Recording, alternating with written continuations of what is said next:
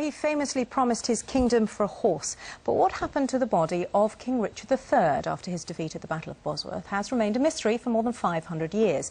Until now, maybe. Archaeologists in Leicester have been digging in a car park in the city centre. This morning they announced they'd made a discovery that could solve the mystery, as Anthony Bartram explains. In a quiet Leicester street, crowds gather to hear word of the king. The search for Richard III's final resting place appears to be on firmer foundations today.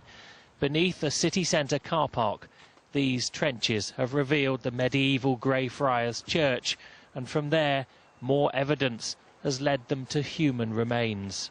We have a man with what appear to be battle injuries, who suffered from severe scoliosis, that is curvature of the spine, respectfully but modestly buried in a place of honour in a friary church. The team behind this dig say it has been mind-blowing. In just 3 weeks, they've uncovered part of the nation's history, which has been parked here for centuries. So far, the pieces fit with some historical accounts of Richard's death and burial after his defeat at the Battle of Bosworth, and could rewrite many of our history books. Potentially it does change everything in terms of study of the real Richard III, not the Tudor myth.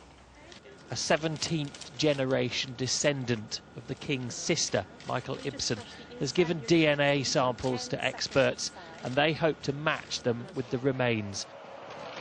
527 years after Richard's death, we must now wait at least another 3 months to answer the big question.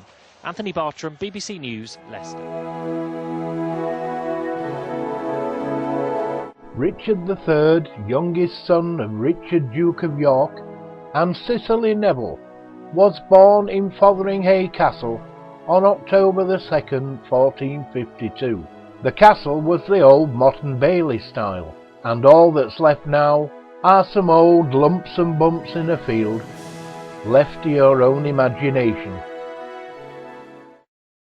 Richard became involved in a power struggle with Edward's Queen Elizabeth Woodville about the young king, who was the rightful heir but too young to rule, and he managed to imprison Edward V and his younger brother Richard in the Tower of London, and the two boys were never seen again.